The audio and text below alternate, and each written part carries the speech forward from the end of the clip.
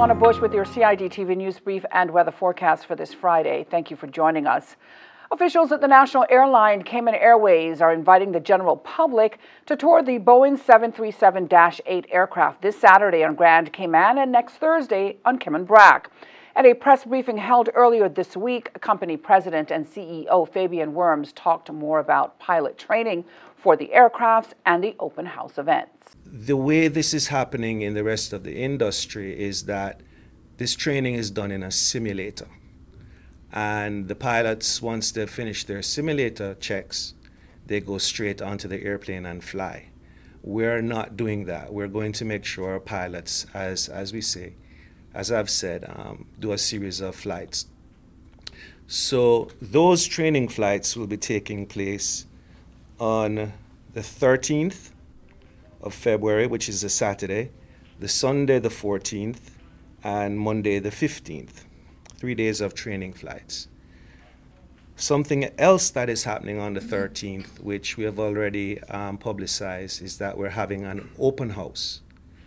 So the general public will have the opportunity to come and see the aircraft, but more importantly, we'll have several senior captains on hand to answer any questions or address any apprehensions that the traveling public may have with respect to flying on a 737-8.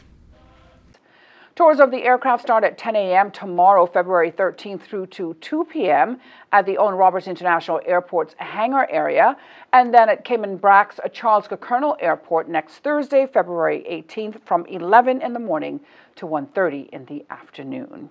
How to Write the Book You've Got Inside You, a presentation organized by the Cayman Islands Public Libraries, attracted dozens of people earlier this week. The event was moderated by Sam Oakley, who is best known for her presenting work with the BBC and the History Channel. She was joined by Karen Chin of local publishing company CLM and author Graham Morse, who talked about his 3 published fiction and nonfiction books. Morse explained to attendees the difference in writing the 2 types of books. Non-fiction is really about the research you do. Obviously a book like Sam's is totally research.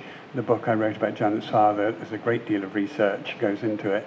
And then you have to tell the story. You've got all the information, you tell the story. Memoirs are slightly different. Memoirs are obviously hugely popular. A lot of people like to write memoirs. And if you've got a good story, that's terrific. Even so, with a memoir, you have to research. I'm kind of toying with the idea myself, and Jan and I have been doing some research.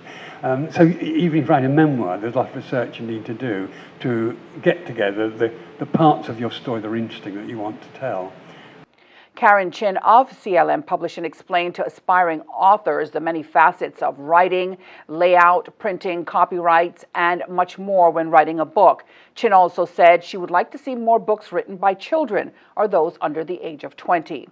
After a question and answer session with attendees, the public was able to meet and speak with the author and publisher, author Graham Morse, who also signed copies of his book, which were on sale during the evening.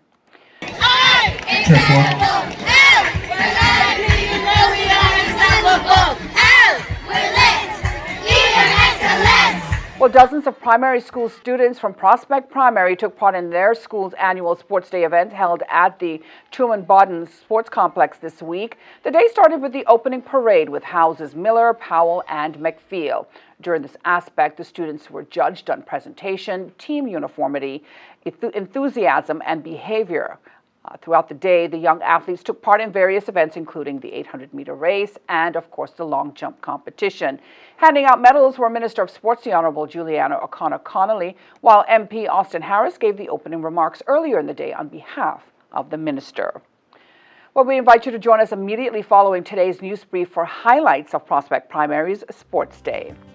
Taking a look now at today's forecast, the high temperature reached 86 degrees, the low 74. The forecast calls for partly cloudy skies with a 30% chance of showers. Winds are from the east to southeast at 10 to 15 knots. Seas are moderate with wave heights of 3 to 5 feet. The synopsis is calling for moderate southeasterly winds and seas which are expected across the Cayman Islands area for the next 24 hours. It's all in association with a high pressure system over the western Atlantic Ocean.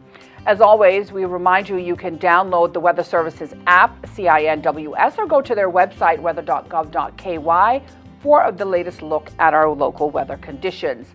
And that ends today's news brief here on CID Television. I'm Donna Bush, as always, thanking you for joining us this week, wishing you a safe and wonderful weekend, and inviting you back here again on Monday. Until then, bye-bye for now.